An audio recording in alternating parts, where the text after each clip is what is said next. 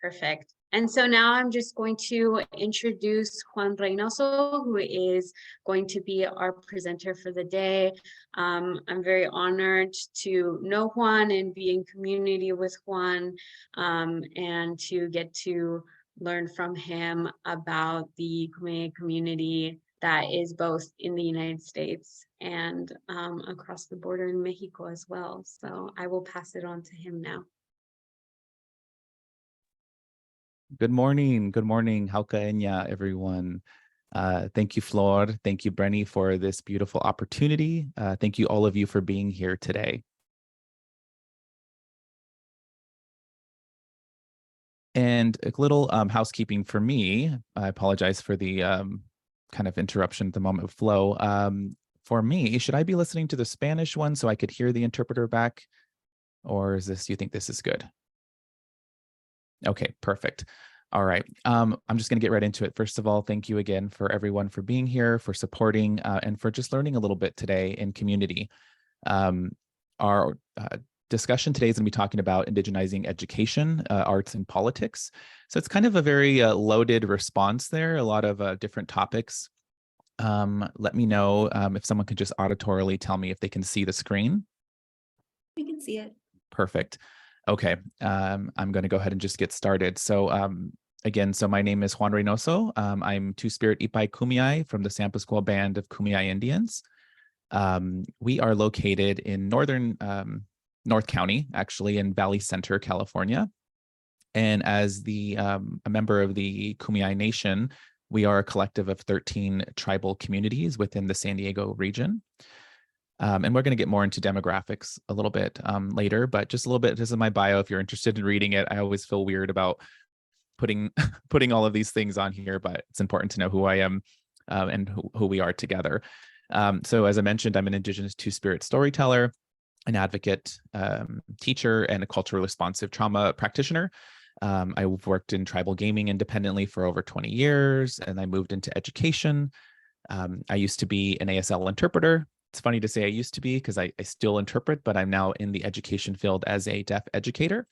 So I am a California public school teacher working in the K through 12 sector, supporting kiddos with disabilities that involve deafness or hard of hearing and an overlap of other disabilities. And I'm also the board of directors of Peace, Anger, Love, which my beautiful friend Francisco Carbajal is the executive director of that. And I am the co-founder of the Queer Soul Collective with my friend Hudson in Los Angeles. So it's a little bit about me.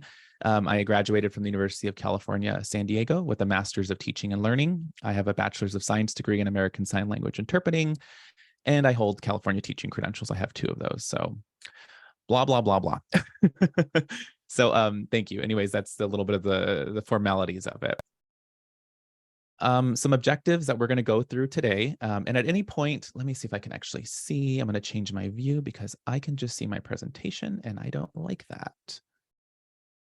Let me move. I want to change gallery view so I can actually, there we go. Now I can see some beautiful faces. Beautiful. Okay, perfect.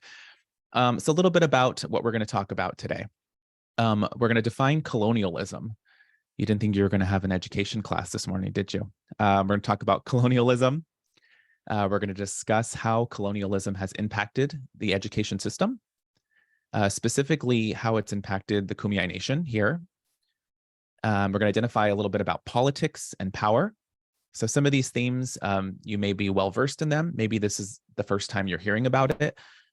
So we're a learning group together. One of the main pieces of decolonizing anything is how we look at and approach education and how we approach dialogue.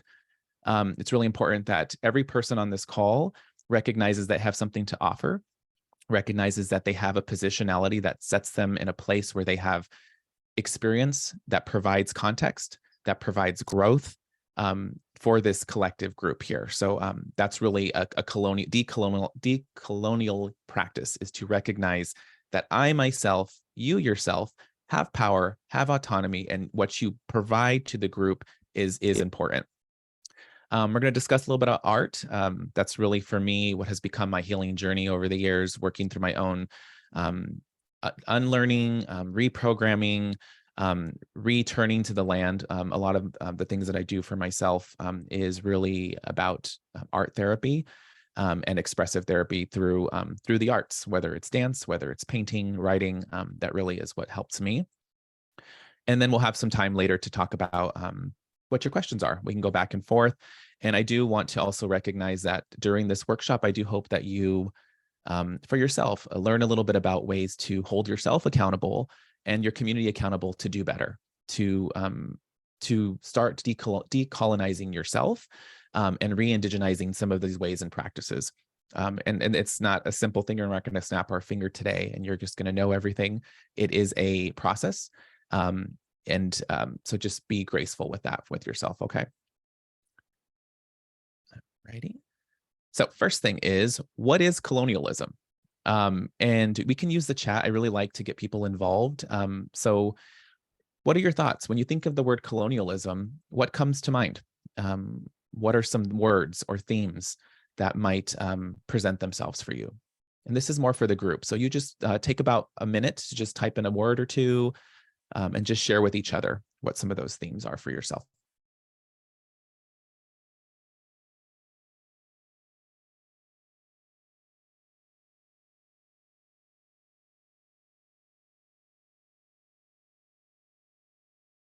So I'm seeing exploitation, oppression, extraction. Yeah. Ownership.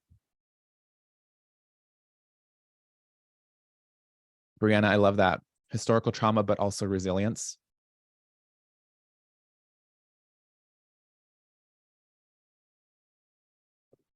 One outside group pushing their politics and culture on an existing group. Fuerte versus the devil. Taking and replacing. Brenny, I love that. Erasure. And then Marcus. Oh, good to see you, Marcus, or see your words there. Power over others. Okay, if you're dying to put one more word in there, go ahead. I'm just going to keep moving through. So yes. Everything that you have placed in there, there's talks about power, talks about oppression and erasure, and also talking about a dominant group, right? That kind of takes precedent over a current group that's existing. So the actual word for colonialism is an act of political, economic, and cultural domination involving the power of a country and its people by settlers from a foreign power. So I want you to take a moment. I'm going to read this word.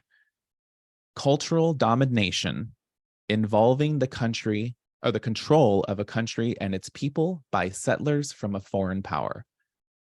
I mean, the word domination, when I think of that, I think of everything. I think of mind, body, spirit, everything, right? The attempt to erase and to remove a person and every entity and every possibility of what they are and who they are. So, and oftentimes when we think of colonialism, we think of one type, which is what we discuss as settler colonialism. And settler colonial, I'm going to go through this kind of quickly. These slides, and this is going to be recorded, so you'll have access to it later. But just briefly, so settler colonialism is basically the replacement of indigenous populations with an invasive settler society over time, which develops an identity, a distinctive identity and sovereignty. So when we think about the United States, we are a colonized country, right? I mean, we think about the indigenous people, my people, your people. A lot of people on this call are most likely indigenous to some portion of the Americas. And we think about what has happened in terms of ancestral contact and how our people, our families, our past have affected us today. And that is this outside concept, this outside ideology coming in and extracting and replacing with their culture and domination. We have exploitation colonialism, which is the force and control of another country by exploiting its population, its labor, natural resources, and raw material. This is something we're seeing very often now in terms of in our own community, the United States, a lot of imperial entities moving things, putting businesses in other portions that are not within our country to exploit and to extract that place's resources. Surrogate colonialism is Foreign power encourages and supports either openly or covertly the settlement of a non-native group on territory occupied by an indigenous population. So this is interesting when we think about Palestine. We think this is a type of surrogate colonialism. And then there's also internal colonialism, which is something that for myself, I had to really stop to think about, what does this mean for me and my position in my community, and how I interact with those that are in my community and those that are not in my community. And what is this interest in labeling that you're not in my community, but these are the people in my community, this in and outside society concept. So it's pretty much our own kind of internal biases and how we see others through this framework of colonialism. If you were my class, I would stop and say, is there any questions? But we can still do that. Is anyone dying to just kind of clarify something before we move on? Okay, at any point, go ahead and just throw it in the chat and we can get to those as we go. We'll have Q&A later too as well. So a little bit about how this really developed here in the United States. You may have been familiar with the doctrine of discovery. And interesting, recently, the Pope has, I didn't say he descended, but he recently spoke out against the doctrine of discovery for first persons in Canada and talked about how this documentation, this understanding has really damaged and incapacitated and really hurt the Indigenous people up in Canada, First Nations people, as well as it had its way here too. But I think that's interesting now that the church is starting to recognize, in terms of the Vatican through the Pope, that this has been damaging, and it's just taken this long to really make a formal statement about how this has been oppressive. So the doctrine of discovery began in the mid 15th century, all the way to the 1493. And what this concept was this idea that European ideology or European faith, values, Christian faiths and values are the only way of living, and under the name of God, that the church, God had given these people the right to come and now cleanse and save the people of other areas. So is this idea that, we are the ones, the holders of truth and creation, and now it's our job and it's our inherent right to go and now promote that Christian ideology, no matter what it is, whether it's through exploitation, whether it's through conversion, through bringing people into the church, and everything I say today, take it with a grain of salt. My job here today as a speaker is to speak from my experience, from truth, from reality, and to recorrect historical narratives that have often been diluted and often missing in education and in society. So if you're feeling uncomfortable with some of these concepts and things that I'm speaking about, it's okay. It's normal. It will feel weird at times. This is a very heavy presentation. I'm sorry to say that early in the morning here. But that's how we begin to recognize these internal biases, these colonial sets that are in our own mind, and how we are viewing and navigating the world that we're in. Okay, so it's meant to be challenging for you. And how did this affect us here in the United States? So this is kind of a brief, really quick historical reference to the United States and how the indigenous populations of the U.S. have been pushed west. So we think about, if we go back to last slide, we think about Christopher Columbus, right? They said he discovered America, right? Well, we were already existing here since time immemorial. The Kumeyaay people have existed in this community in terms of, for us, since creation. We were of the land, we are from it. Archaeological evidence has shown that we have been here 12,000 to 14,000 years. So if you think about the replacement of ideology, the replacement of a people, we were the first people of this area and have continued to be the first people to steward this area. So when we had someone like Christopher Columbus come on the East Coast, and then we had, other navigators and explorers come and try to remove us and extract us from our area, we're thinking, we've been here for about 10,000 years. What are you trying to do? We already have our way of thinking, our way of living, our relationship with the land. So it's really important to think about that. It's like someone who's existing for thousands of years, and then all of a sudden a new group comes through and is just now saying that this is the only way for you to live, and you have to live this way. So that's important to think about for manifest destiny. So after the United States was established, we had the Declaration of Independence. Now we have manifest destiny. And what this was it was taken from the doctrine of discovery, the same kind of understanding that it is our inherent right to move our way across this land, remove the people who aren't believers, remove the people who aren't practitioners of what we believe in our faith, under the name of the divinity, under the name of God. And that really is what it is. I mean, this is what it was. By God, the United States had its right to expand its dominion and spread democracy and capitalism across the North American continent. And this happened and has continued to happen all across the globe and still does. So, right now we're focusing on this United States region, and we'll focus more in terms of the San Diego area and basin. But this is important to recognize that this is really the framework that began this removal of people. And if when looking at this image, we have this understanding of like this dark left picture of the indigenous people, the natives living on their land. It's dark, it's gloomy. And then we have this beautiful ray of light, this white savior complex, really coming through pictorial, through art, with this, I would imagine maybe a tablet or a Bible, but I think it says manifest destiny on it, which is the understanding that it almost looks angelic, right? Like this is creation. God has sent me to go and remove and spread his word to all of you. And again, these concepts of faith and religion and how it has dominion over the land, it can be construed and taken differently out of context. So I want to be careful in how I'm speaking about that. Identity is a very complex situation. And so how you identify as a person, how you identify your faith, your indigeneity is your own autonomy, your own decision. So I think that's important to recognize too, that we all live in a certain way and we all have our own relationship with creation, with Christ, with God, with whatever you want to call it, energy, Mother Earth, so I think that's important to recognize too. We have the Indian Removal Act, which basically gave the United States jurisdiction over the people of the land and had them literally moved away, and said it was, this is public policy, that because of this removal act, now we have the right to remove you.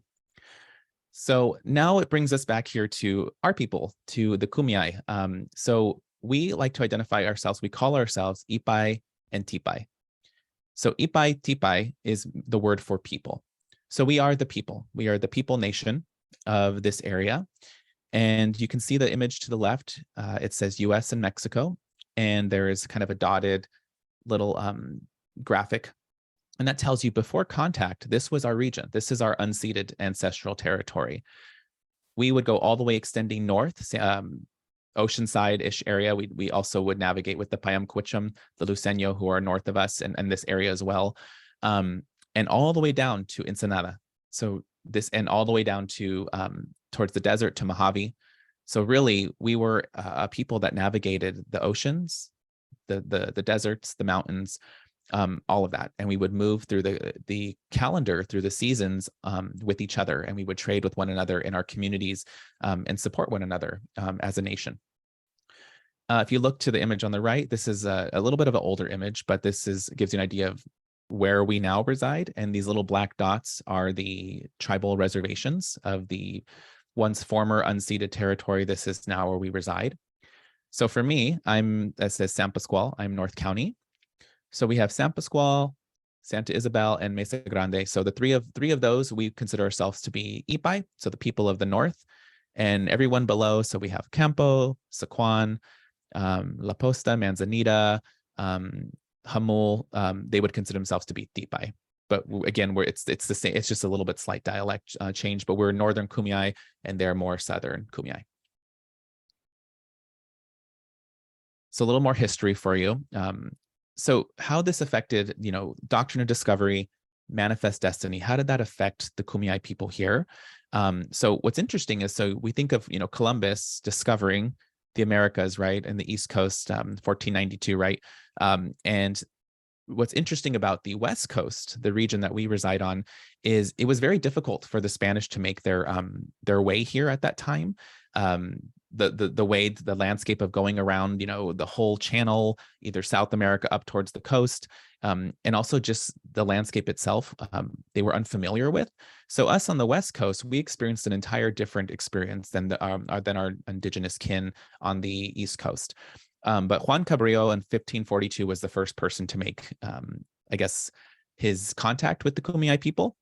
And if you look at the next dates, 1769 was the Spanish invasion. So there's this like 100+ years of time where we were kind of doing our own thing here. We were living. I mean, we think about what was happening globally during that time. You know, the East Coast already was being colonized in terms of the Spanish coming through. If we look at Mexico already, this is, you know, the colonization down was already in contact and happening. But for us, really, our big first interaction with the Spanish, with these colonial concepts, was with the missions. And so the missions of 1769 through 1823, some of you again may know about this, some of you may not, but the mission San Diego del Gala, which is down in the San Diego city area proper, was founded by Junipero Serra. And this is, and it's interesting. So if you look at what I wrote, Junipero Serra, people might, would put Father Junipero Serra. And for me, what's interesting about even how I create these slides and how I create these dialogues is I intentionally choose to leave out language, because I intentionally choose to push back on oppression. I intentionally choose to push back on what has been the status quo. So for me, if I even were to reevaluate this slide, I probably would put his name in lowercase, just because for me, he is a person of oppression. He is a person that has done a lot of harm to the Kumeyaay people and to all of our indigenous relatives up the east, up the coastline of, he was the beginning of the missions. So, I mean, and under this idea of manifest destiny, or really the doctrine of discovery, spreading truth and spreading what was right in Christianity and faith to the indigenous people, but through a way that put them into servitude, living on the missions, working at the missions, working for small pay, for measly little pennies a day. And there was a lot of terrible things that happened in those missions. And that's for another conversation. But it's just important to recognize that for me, how I choose to practice decolonial practices is to, when I see something that has been the status quo, like Father Junipero Serra, I choose to remove the father and kind of make him just a normal person. So we experienced, through the missions movement, about 100, just under 100 years of missions. And then we had the Mexican period. So it's interesting to think about identity of the Kumeyaay people. So like I mentioned earlier, we were here since time immemorial, meaning since the beginning of time. We were here. And so we were residing on this land, living in relationship with land, with our home, with earth, since creation. And then we had the Spanish come through with the missions to try to take us from our understanding, to try to remove and pervert the way that we live within community, under this doctrine, right? Under this idea that you have to be saved, to basically understand what it's like to be a civilized person, to inherit the kingdom of Christ and creation. You have to be saved under this. But under this, we're also going to make you build a mission. We're also going to make you work for us. We're also going to make you do all these things, but it's under the name of this, right? Under the name of creation. And then we had the Mexican period. So we were able to push back. And there's it's interesting to say, a beautiful story, but in terms of resilience and resistance, we often talk about in our own community, like why it was so hard for the Spanish to really take control of the Kumeyaay people was because we fought. We really pushed back. Mentally, emotionally, and physically fought back. So there was an incident where they burned down the mission, the original one, and they had moved it over to the Presidio, which it currently resides. But they had burned the mission down, several Kumeyaay persons, and they actually had killed one of the fathers that was working there. And so that was the first form of retaliation or resistance against this concept of settler colonialism. So then, we were able to push them back. They made their way up north. And then now we have the Mexican period, right? Where now that we have this American-Mexican revolution, this war back and forth, who's controlling the land, who owns the land. And so for us, Kumeyaay people, we're still existing here. We have our relatives flowing all the way in through and out northern, North Baja up into the coastline of Oceanside. And we're just freeing here. And we have all of this kind of imperial resistance and things that are happening around us. So we think about, how did that affect us as identity, as persons of this community? So now, were we Spanish now? or now are we Mexican, or are we our own people? Like what are we and who are we, right? And these labeling of communities, imperialist ideology to label us and make us theirs, right? To say now you're part of us because we own the land. So the land, you come with the land. It's a very interesting concept, right? It's this idea of ownership over people. And if we think about how we explore the world now, it is always about ownership, right? I mean, the American dream is to own a home and to have a white picket fence and do all these things. And it's like, well, where did that really come from? Like, what is this concept that this American dream or this ideology has to be and look like this only? And anything that is different is undervalued or not a level of success that, you know, we push the American dream for, right? And a lot of us, I mean, I can't speak for everyone on this call, but I would imagine we come from multicultural backgrounds. Some of us maybe live in multi-generational homes. And we understand the importance of community in that because, again, as I mentioned when we started this call, every one of us has the experience and knowledge to share with one another, and we bring the community as a whole. We lift it up.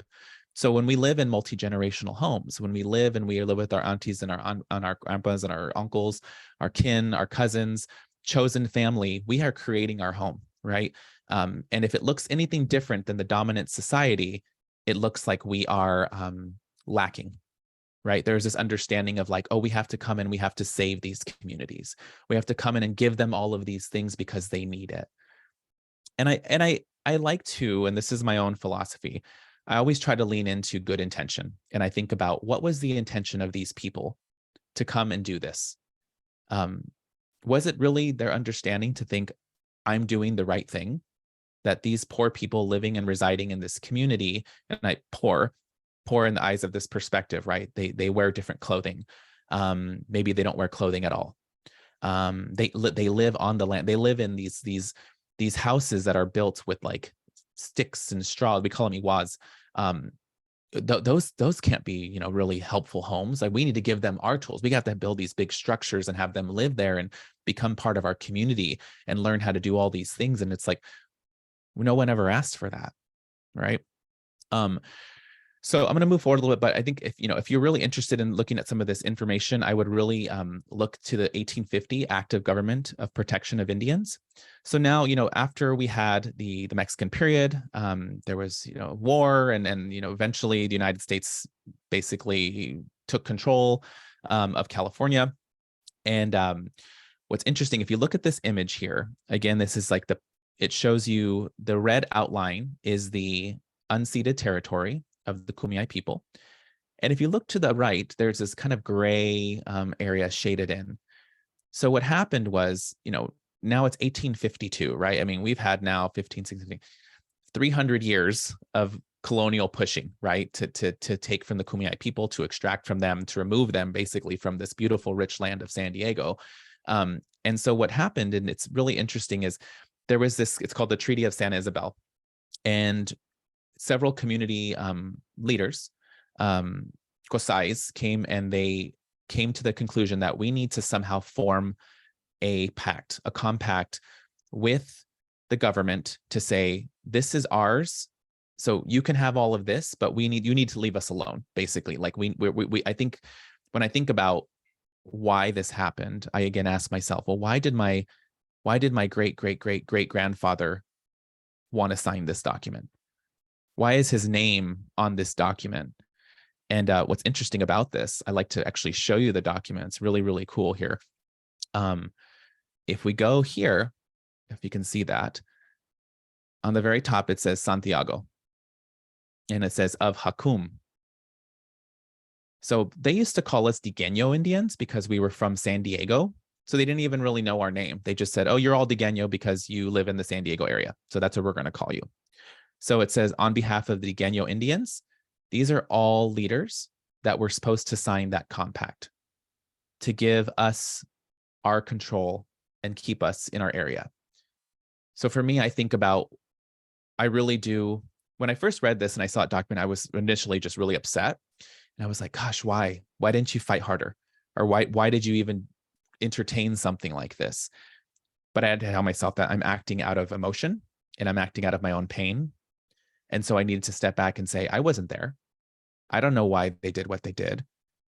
And then as I slowed myself down and started to recognize 300 years of constant people coming and taking and taking and taking, I really do believe, and this is my true understanding, that our relatives saw the writing on the wall and recognized that it's only a matter of time before we would be completely extracted and removed. So their idea was, let's save what we can and come together and unify as a nation collectively as this group of leaders to establish an area that is ours and that can be a place for us to practice and be in community once again together. So really interesting when I think about that, but that's just something that it's an aside, but it's really interesting to think was the attempt back then. It never was signed. It was unratified. Ponto was the leader of the San Pasqual nation, or for us in terms of the San Pasqual region, which is now the Wild Animal Park. If you ever go up to Safari Park up in North County, that whole area is our traditional village. Amukatat. Mukatat is the original San Pasqual name. And it's our original village site. You can go up there. They have the San Pasqual battlefield. You can read a lot of interesting history told often by people who aren't of the community. And a lot of times our name is left out of that. It's interesting to think that it's still called San Pasqual, and we are the San Pasqual people, and we reside about, let's say 7 miles up north in the mountains because we were pushed out in that area. That's the only place that we could find home. Had we ratified that San Isabel kind of contract treaty, we would have had a larger site to live and thrive in. But if you think about extraction and exploitation, that whole area of the San Pasqual Valley is very rich. It's beautiful. It's just so lustrous of resources. And now to think, as a person who is the original steward of that land, we don't reside there, and I would say we don't have access, because we can drive through it, but do we really have access to the land? No. So it's a heartbreaking story to think about, and this happened all over. Okay, how am I on time here? Okay, we're good. Okay, so I'm going to kind of go a little briefly, but we do, and some of you may know about the boarding schools here in the United States and in Canada. And if you don't, I'm going to take you through a really quick, very sad portion of our history through policy in the United States. So this was cultural genocide.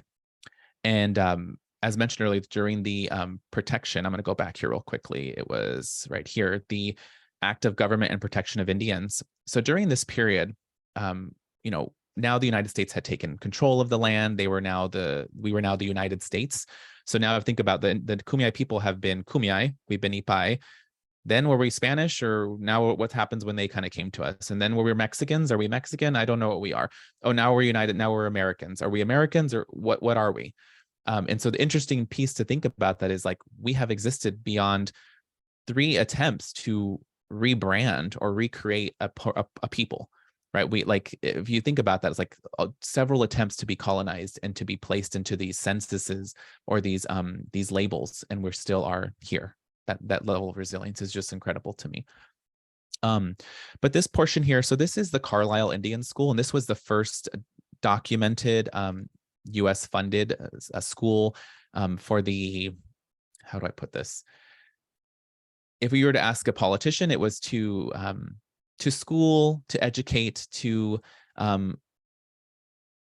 reintegrate Native people, Native kids into the whole society, the majority society. And so there's this portrait to the left here. You can see the same 3. I don't know if they're cousins, siblings, but 3 Native people before they went into the Carlisle school. And then this presentation of what it is to be a gentleman, right? This is what they would do to them. And this happened here. I mean, we have the Sherman School up in Riverside. There's St. Boniface up in which is in Beaumont, which is not too far. I mean, we had, and then we had a school at the Mission, which is right in San Diego, which often people don't realize too, that this was happening right here in our backyard, where kids were literally being removed from their homes. And I want you to take a moment right now. I want you to think about, you're sitting at home with your family, and all of a sudden, soldiers, government people, whomever, come in, not asking politely to come into your house, but come into your home and under the name of the law, remove your kid, remove your sister, remove your brother, and just take them away. And these children didn't really even have time to grab items because we didn't want them to grab items, right? They didn't want kids to keep any piece of their culture, of their understanding. So the idea was, you leave your home and you come with me, and I'm going to indoctrinate you and I'm going to save you in a way that is digestible to me as a dominant society. So they cut their hair. They there's really, really devastating stories. A lot of kids died. There's this policy right now. It's under the Secretary of Interior, Deb Haaland. She has, and with President Biden, they have done this organization, which is basically unmasking the truths of boarding schools in the United States and also in Canada. And up to date, they have found in the United States, over 500 kids' burial sites would have died at boarding schools. And you think about, well, how did they die? Like buried in mass grave sites behind a schoolyard, the Native kids. So it's really heartbreaking to think about that. It really was the attempt to take a whole generation of people and rip and extract and remove any piece of their preservation and their identity to be what the United States wanted them to be like. And then we think about reflecting now, like how does this portray and how does it look now, right? So this image shows the United States and the Mexico border, right? And I think about, the imperial border of US and Mexican border here, and how has it really affected us as Kumeyaay people? So just kind of take a minute and look at that. Think about the types of colonialism that we've discussed today. We have that settler, we have surrogate. How is this affecting us as a country? How is it affecting other countries? And what do you see? Go ahead and use the chat.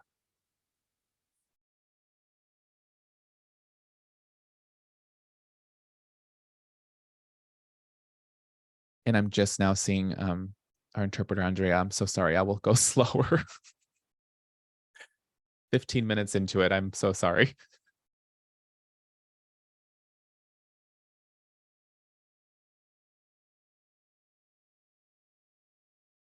Greener on the US side.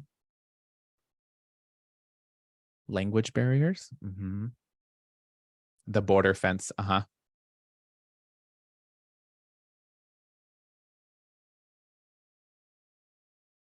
So think of yourself, I think everyone who's tuning in, we might have people on both sides here tuning into this programming today.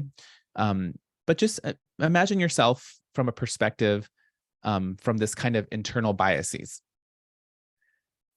Sit back and look at this image. And if you were to look at the Mexico side, what would you think? What would be the first thought to your mind in comparing the Mexico side with the US side?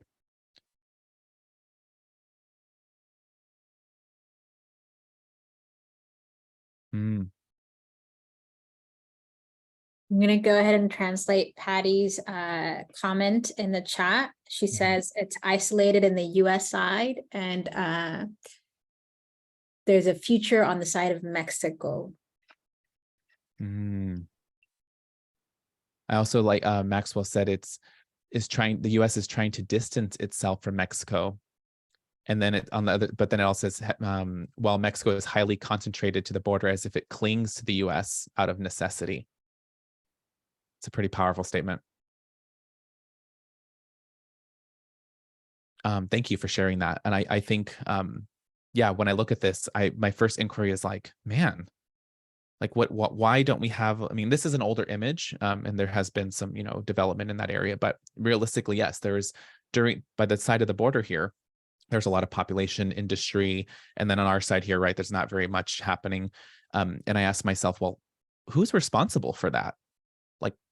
Like who is actually running some of these businesses and institutions on the Mexico side? And if we think about capitalism and industry, Is it cheaper to do stuff in the United States or in Mexico to extract and to exploit?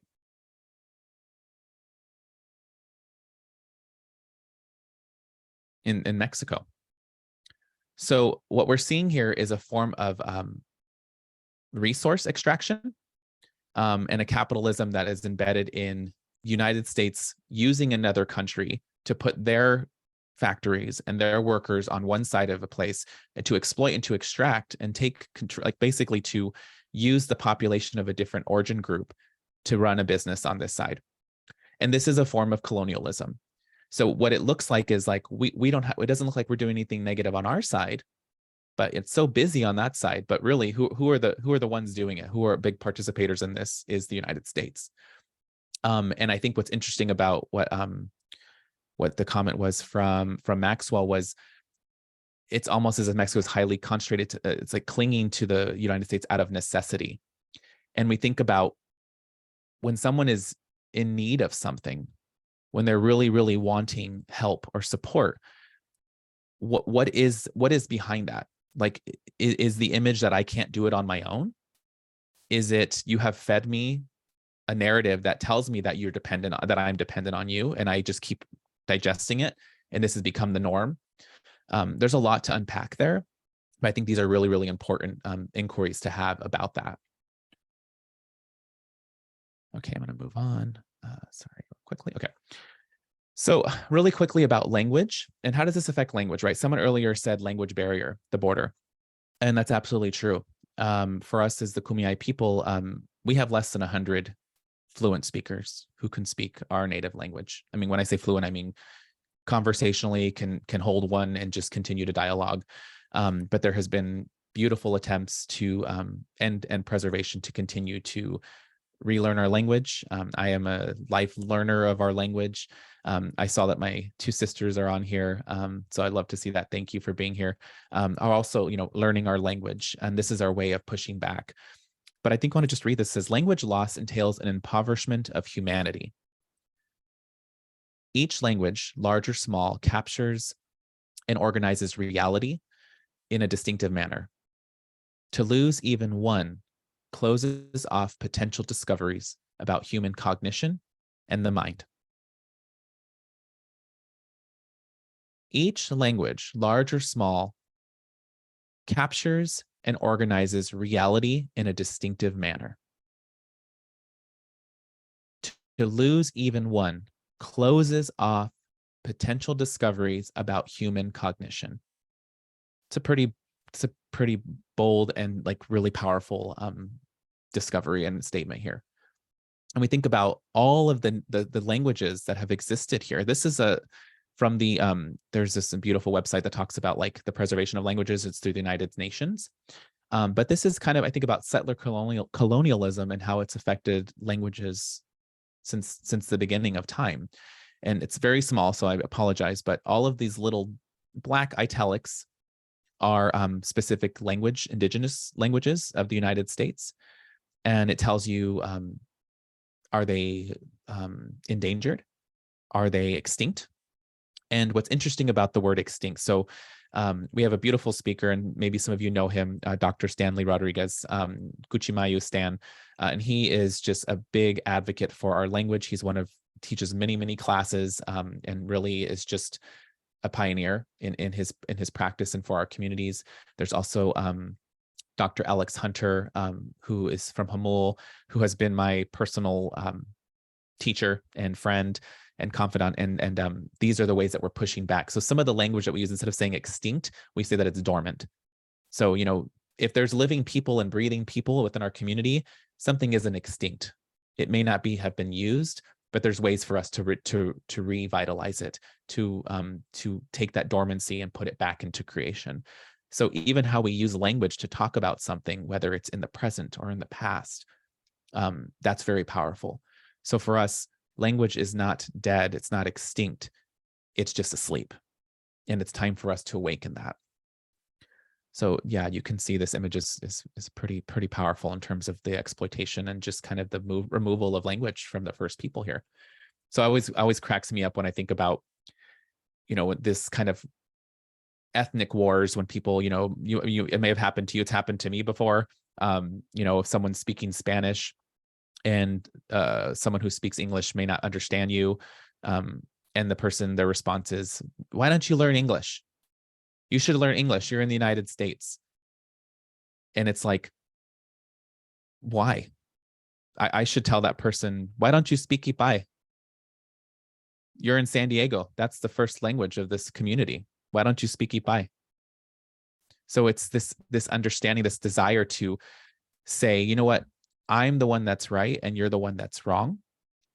And I'm not willing to budge or actually learn new ways of communication. Yeah, I'm reading Karen Hoffman's message here. Yeah, you think about, okay, so to talk a little bit about like resources and just kind of removal of family really quickly. So I think I have one more slide about that. Yeah, so this really quickly shows all of the tribes of San Diego area. So, we're not the only ones here. The Kumeyaay are not the only ones in San Diego. We have a lot of detribalized kin and relatives. We have a lot of urban relatives who their communities have not been recognized federally or statewide. So it says, did you know there are 17 federally recognized tribal communities in San Diego County and 107 in the state of California that have state recognition? Or that's interesting, is this idea of recognition and who tells you you are who you are. And it's almost like this stamp of approval. So me as a Kumeyaay person, there's this positionality because we are a federally recognized tribal community in the federal government's eyes that we have existed here. But for someone who might be, let's say, our Gabrielina Tongva, our Tongva funds, who are the first persons of Los Angeles, fighting for recognition, like, how does that look for them, right? So when I'm in these conversations, I have to also recognize my own positionality and say, you know what, I hold a different experience because in the terms of government, the government recognizes my existence to an extent. But for my other relatives, it's not documented, so we don't really recognize you. And interesting about San Diego is the most culturally diverse and rich county and city really across the nation. So if you were to go to any other United States city, San Diego has the most Native people in terms of population and capita. So really wherever you are probably in contact with Indigenous people from different communities. And that's important to recognize that as well. Let's see here. Okay. How are we on time, Brenny? We're good, right? Okay. All right. So I think about colonialism now in terms of the landscape. How do they look at Native people now, right? When you think of like, oh, Indigenous person, and the terminology is different too, and how we use that is really personal. So, like, do you identify as Indigenous? Do you identify as Native American? Do you identify as Indian? How do you classify yourself in your own group, right? And I think that's really important to not make assumptions about people and let them tell you their story, right?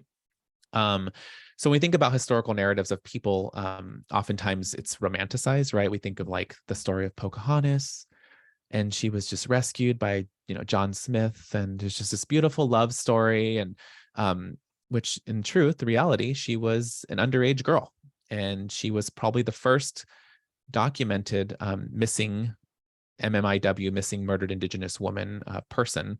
And we think about that movement of like exploitation and extraction of people. But we don't see a Disney movie really talking about that experience, right? Oftentimes we think of like people look at your hair, or they think about, wow, you're so beautiful, or, oh, you're so exotic, right? These types of terminologies. And it's like, what does that even mean, right? Like this, again, romanticizing really a people. And we think about institutions in general, even if we think about where we come from and our places of work, our places of employment, schooling, wherever, the lack of BIPOC representation within institutions, so Black, Indigenous, and people of color, how are we in and how we are not within institutions and places of power and power making decisions. We think about Western methodology. So I think about, the term Western methodology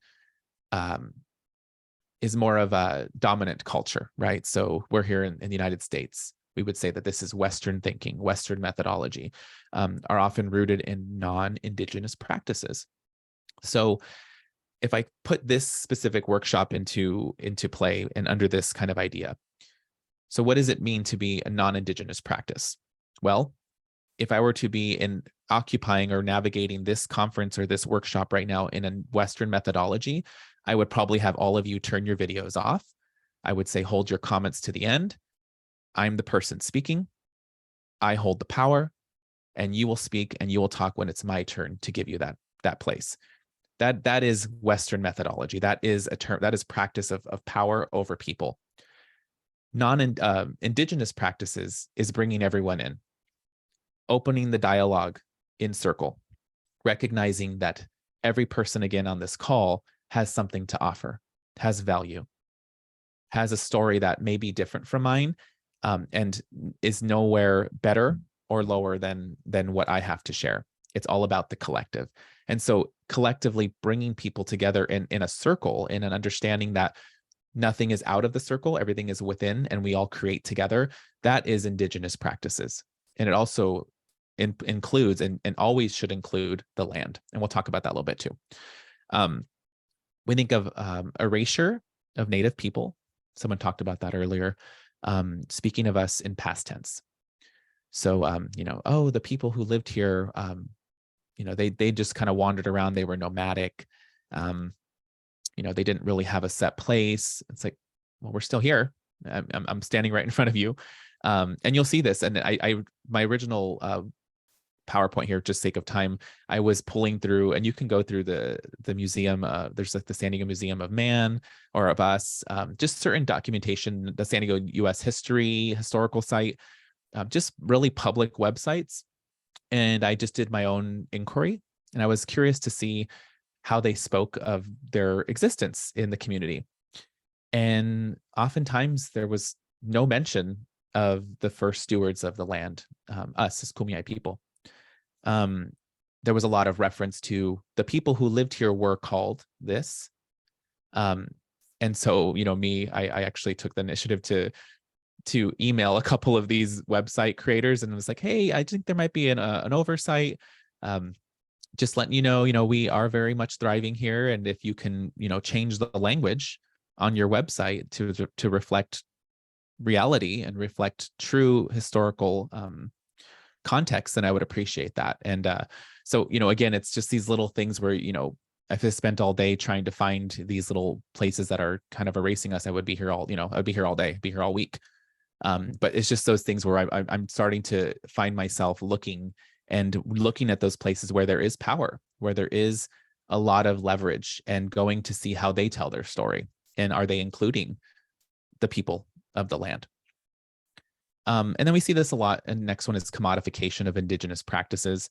And that's always out of capitalism and exploitation. So when I think of commodification, it's about selling something, right? And this is, no one has to show of hands or, emojis or anything, but I think I want you to think to yourself. And if you have done this, that's fine. So we're not meant here to wave our finger at anyone and hold anyone, put a shame hat or anything on you. But you think about clothing and culture and practice and medicines. Maybe you have participated in this, or maybe you've seen relatives participate in this, of selling, let's say, a cultural group's paintings or earrings or ceremonial practices or medicines in a boutique. Someone completely out of connection with what that really is, exploiting and extracting and making money off of something. And what's interesting about that is, like, we live in a society where capitalism is how we live. And to say that doesn't happen would be ignorant of me. People do need to make a living. People do need to be able to pay their bills and live a comfortable life. But again, it's about the intention and how am I doing it? What is how is what I'm doing affecting this person here? And again, so I think if anything that we're doing, we think about intention and are we really centering the original stewards of this medicine, the original stewards of why we use it? Are we sharing the truth of this medicine to the world, or are we just taking the cute parts of it that we like and just selling it because it looks pretty? And then the last one is land ownership versus stewardship. So the idea of relationship with land, and this idea is really embedded in land justice. And some of you may have heard the concept of land back. That's a whole nother conversation we could have, but it's really about returning the land to the original stewards, but in a way where, would it be possible for us, every Native person, to, and this is my own opinion, okay, I don't speak for all Native people, would it be possible for all the land to be returned to the original stewards? No. What would happen with people living here, right? But how we return it, how are we putting land back in the relationship with the original people so that we can return and re-steward it in a way that now the plants aren't dying. We're able to bring the animals back into the world and live in creation with them. There's an idea, there's a philosophy behind it about what it means to live within creation, within nature, that has been embedded in Native people, that dominant society has forgotten, and often looks at as commodification, and looks at as a place to take and to extract to make more money. There's a saging the world. Yeah, someone, Andrea put on there is a beautiful, it's a sad, beautiful reality about the commodification of sage. So we call it bertai, is the term in Kumeyaay. But so white sage is really, it's an indigenous plant that's medicine. It's medicine to us as people. And we don't just use it just to burn and hoo-hoo-ha, right? I mean, there's a relationship with it that we have, mind, body, spirit. Literally, we ingest it, we pray with it. It's our relative. So when we start thinking about any fauna, plants and our relatives, our plant relatives, our animal relatives, we aren't above them. We are in the same circle of life with them. And that, again, is when we start to rewire how we look at things around us. I'm going to skip this one because it's very wordy. Let's see, but just actually, no, I'm going to go through this because it's actually important. So this actually was taken from the San Diego History Center. I pulled it from their website.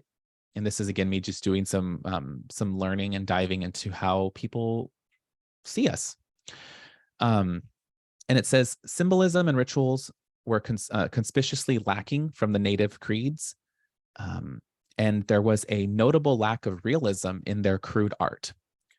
Creation myths were varied, as were other legends.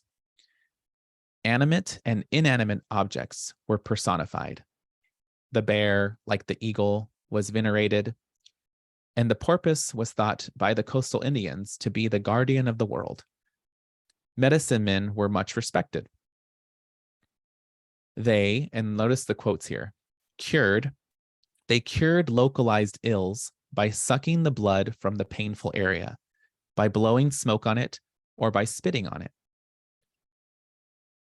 Some of the medicine men specialized, setting themselves up as snake bite experts, headache men, rainmakers, and so forth. The headache specialists often pretended to suck the demons which were responsible for the misery out of the victim's skull. The demons actually were animals or reptiles small enough to be concealed in the specialist's mouth. And that was written by Jim Mills and the San Diego History Center. And so what's interesting about the dialogue of this, and this is directly we're talking about my past, my family, right? I think about the relationship with land and the Kumeyaay people. Like, this is how this one person at this time saw us, and how this is being preserved on a public website for everyone to read. There was no mention of reality, no mention of who we are today, the present, right? It really kind of went into this mystification of people.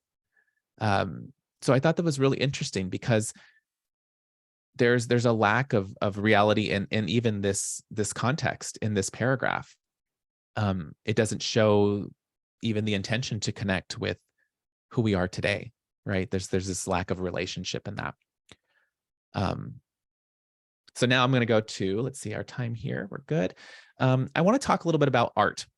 So we're going to shift gears a little bit. I know we've talked about a lot of things. So I want us all to, and I want to say thank you to Marcus on here because he reminded me to breathe. So thank you, buddy.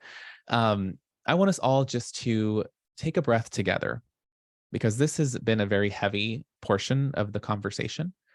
So wherever you are, I want you just to close your eyes. And I want you to breathe in slowly. Go ahead and breathe in. I want us to hold it for a second. And I want us to release it. I want you to do one more. Breathe in. Holding at the top. Letting go. And this last one, before we breathe in, I want you to think about what came up for you during this portion. Was any portion of this workshop or these slides, did they bring up anger? Did they bring up shame? Did they bring up hurt? Did they bring up anxiety? And I want you to tell yourself that those feelings are valid and that those feelings are a portion of you decolonizing yourself. And honoring where you are and what came up so far is your body telling yourself to recenter. It's your body reminding you, it's that cellular memory, that call from your ancestors to tell you, it's okay. I feel your pain. I know it still hurts, but you don't have to carry it. So let's breathe that in, and I want you to let it go. Breathe it in. Hold it. And let it go. All right, shake it out. I feel better myself. Thank you, Marcus, for that reminder. Yes. Okay, so this actually for me, and this is a perfect segue because this type of work, a lot of the sectors that we fall into is constantly pushing back on power, right? Constantly putting us in areas where we are often spoken or talked over, often shooed away and told, oh, we'll get to that. Or right now we have to prioritize this policy over this policy. And oftentimes this has also become challenging for our own communities. And I think for me, what has been helpful, I think adjusting my mic here, has been helpful for me in terms of recognizing the work I still need to do within myself and being able to have these conversations is my expressive portion of myself. Being able to work and write things down and to create things that stir up a little bit of resistance and stir up a little bit of discomfort in the communities that I work in. And one of those biggest communities I work in is my own people. And I think about people's positions. I think about how they have navigated the world and what is important to them and what has gotten them to where they are. So, and I use art to push a little dialogue to get people to understand where they are in terms of a place of politics and education. So the first one that's here, it's my little Twitter handle here. And this is really how I've just become like a creative person in this avenue and marrying expressive language to landscapes, kind of that journalism, making connections to our words, to land. So it says, I am an extension of the ground I walk on. I am a participant of creation and all that live in symbiotic relationship with our sacred Mother Earth. I humble myself in her presence, defending and speaking out against her abusers. She is me, and I am she. So I think what's important about that is in this writing, I'm asking people to recognize that they are creation I'm asking people to recognize that they aren't a part outside of it. For us in Kumeyaay, our word is mat. Mat is like the land for like the word for land or earth. Or when if I say I'm mat Ipai, I am Ipai of this area.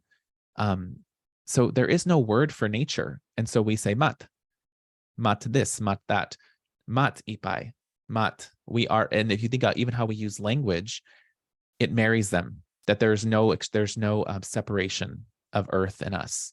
We are of it. We came from it and we exist in it. And it's just a nice reminder for me to be like, everything I do, how am I centering the biggest relative of mine? And that's our globe, right? This is a beautiful wording from Dr. Alex Hunter from Hamul, and then Eva Trujillo, sister from Mesa Grande, both Kumeyaay women, who are going to be actually revealing a beautiful work for the Stewart Collection at UC San Diego on the 29th of April.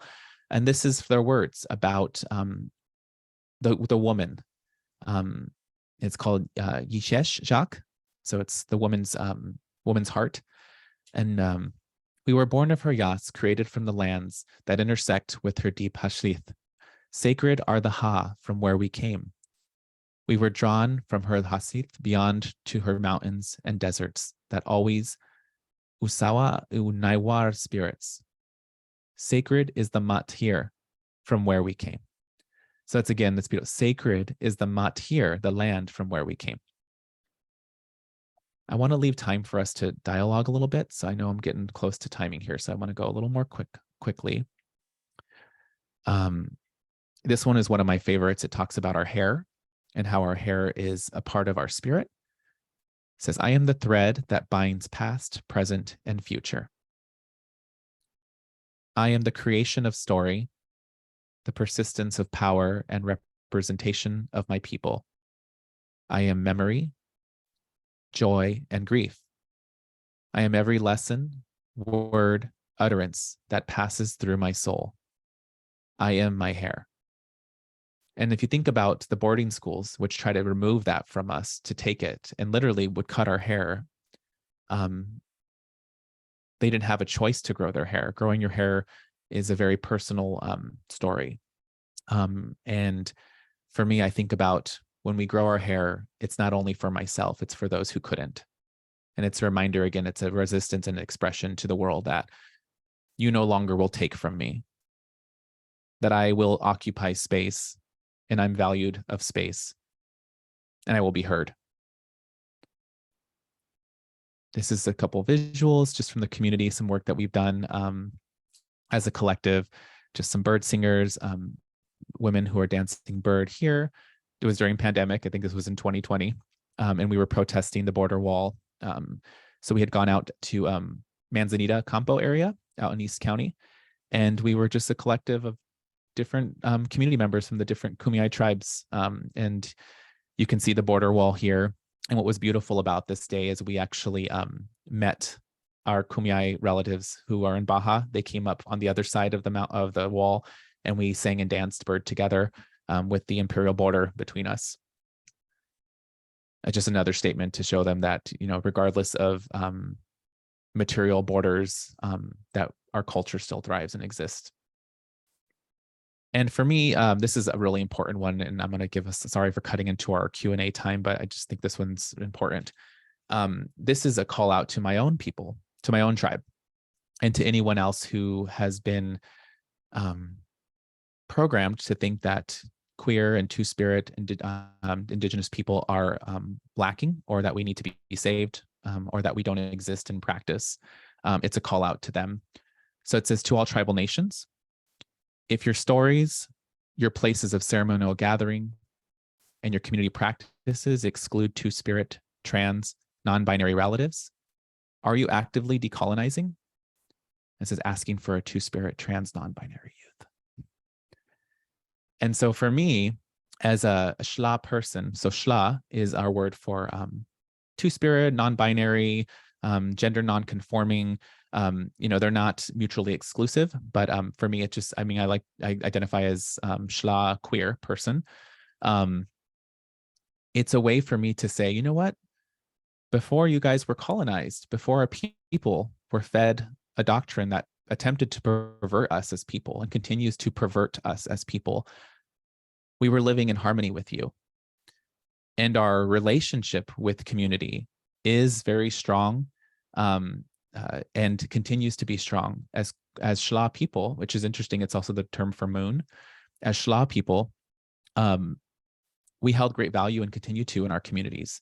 We really had the opportunity to ebb and flow in the community as we seen fit. If we needed to be warriors, we would be warriors. If we needed to be community caretakers, we would do that.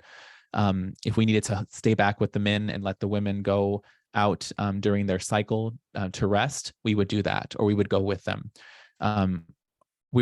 What's interesting about that is this pushback of gender roles. We were able to do whatever flowed and whatever was needed in our creation and what we felt was needed at that moment. So there was a lot of power and autonomy in that. And I really, that for me, that has become really my mission, is to remind my people and remind those who exclude our relatives that decolonizing is a big part of that. And a huge part is decolonizing our mind around how we see our kin like this. I'm going to skip this. This is some personal action, but we talked a little about how we can personally change the narrative of decolonizing our practices. So just, how are you in terms of structure in your workplaces? How are you setting people up for success? Are you creating learning spaces that don't just center one ethnic group? This one is interesting. Disciplinary domain it's called counter surveillance. So when you read something, are you just ingesting it and just believing it? Or are you doing your active research and looking at different articles, reading more, asking people, really learning for yourself and engaging those conversations, because that's really where the truth is. There's cultural domain. So like, what type of works are you reading? Do you only read from one group? Or are you really expanding your horizon? And then really just the own personal work. How are you actively making space for yourself, right, through this work? How are you centering those to tell their story? So I'm really grateful for the opportunity today, because that is what this organization has done, is allowed me to be able to express and share from a different perspective. And in a way has now challenged all of you to work on your interpersonal domain as well. So I really, really appreciate that time. And I know I've kind of went over into the Q&A, but I think that's all I have for workshop here. Actually, let me read this real fast. This is my dear friend, Dr. Kelly Stewart, Gabrielina Tongva. Southern California Indian history is interwoven from the oral accounts of our ancestors, hardships and triumphs, intricately intertwining the experiences of lost and concealed culture, language, traditions, and perspectives on our past. It is a history bound together by generations that have overcome adversity through endless resiliency. Oral accounts of the past directly tie Indian people to our ancestors' life experiences, indigenous knowledge systems, and most importantly, our cultural connections and familial bonds. So that's my presentation. Thank you so much. And at this point, I will open up the floor to any questions or whatnot. Yeah, so thank you so much.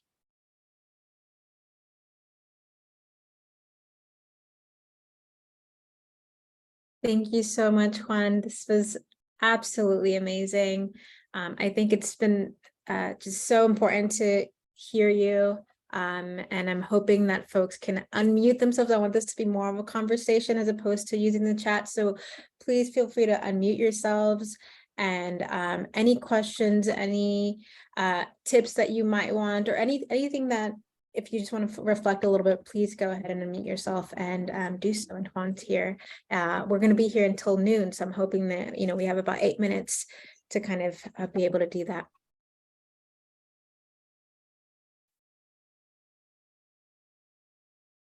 And I'll just really quickly read a comment that Maxwell put in the chat. It reads, "It feels like colonialism has created and perpetuated a system that says you are with us and we'll live how we want you to live, or we will create an environment where you and your memory will die without us." Yeah, that's really, again, it's that position of power, right? How are we holding power over one another? And oftentimes, I mean, again, like earlier I said, I try to think about what is the intention behind it? And what was the intention behind this specific person's comment or group or whatnot? And that's really, I think people start to show themselves through their actions, right? You really get to see people through how they hold themselves accountable or not. Looks like Marcus has a question.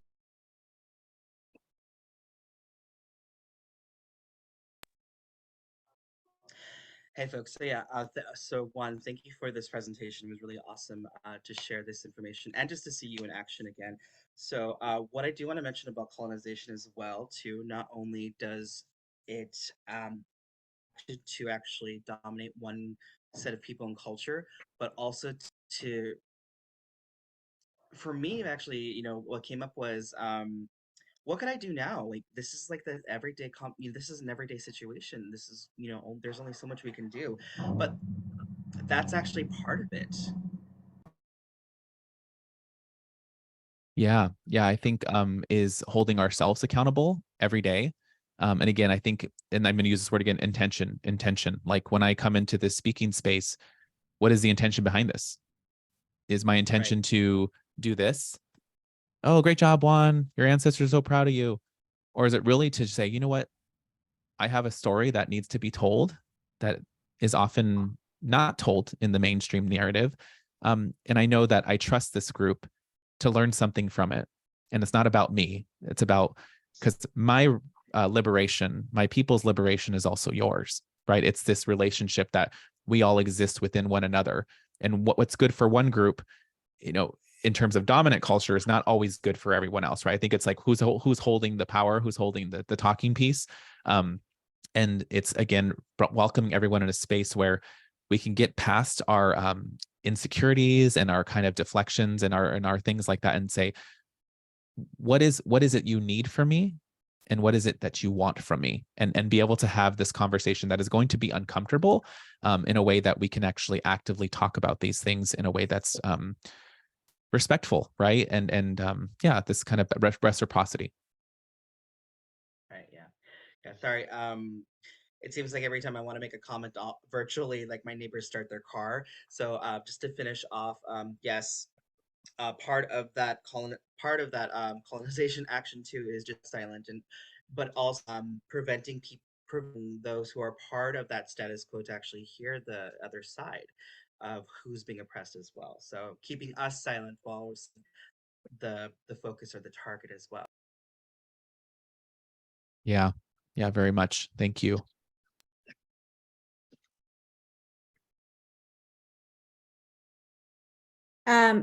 Yeah, we can hear you. I think it was Patty or Andrea. I see Karen Hoffman. Did you want to say something, Karen? Yeah, I was going to say that I think I had an opportunity to do a lot of traveling in the Midwest, and almost every community talks about when the settlers arrived. And it's like the world started when the settlers arrived. It's pioneer this and pioneer that. And then they'll talk about some battle that happened with the indigenous people and how they prevailed. And when I first went to Santa Cruz Island, off the coast of Ventura and Santa Barbara, I was angry when I saw these plaques and everything in the Midwest. But then when I went to Santa Cruz Island and I started learning about, like 13,000 years ago, Native people were, here. And I was like, that made me really angry, because it's like, why are we talking about the history here, in our public schools and everything, as though it just started, when some ship sailed to Plymouth Rock? I mean, there's all this history, and because it's 2023, there's this history of us in a way. I mean, the whole of us, that didn't start, with this little ship, and there's so many lessons to be learned. I mean, how many plants or animals went extinct, when the Native people were the predominant culture here, and we had to subsist in communion with our native lands. I mean, and I think there's a lot of a lot that we're missing, and it prevents us from an entire perspective that could help us from here on in terms of what we have to do to survive. Yeah, thank you, Karen. That was a beautiful way of putting that. I think for what was coming up for me in terms of like, how do we push back on this idea of history began here, right? And even in education, we see they'll say like prehistory, and they use the term prehistory, and it's like history existed before you put it down in paper and pen, right? So for us, we always say pre-contact, because, you know, for us, we have this time immemorial to contact, that millennia, or time immemorial until the 1500s when you first came, right? What happened to us? Are our stories, our narratives no longer valid? Because you can't actively access it, does it make it less valid? And so again, it's pushing that and reminding people that in our places of work and employment is letting people know that, and using your position to center those communities. I know we're running out of time here. I'm so sorry. I really appreciate you being here today. Thank you for Patty's comment. Just really, really humbled and grateful for this group and for the time to share with you today. That's all I have today. And I'm sorry it took too much time, but you can, Brenny and Florida, if you want to share my information, my email, you're more than happy to do that. Or you can find me on Instagram at jreynoso25. Thank you. Thank you so much. Thank you. Thank you, everyone. You have a beautiful morning, beautiful afternoon, and be well.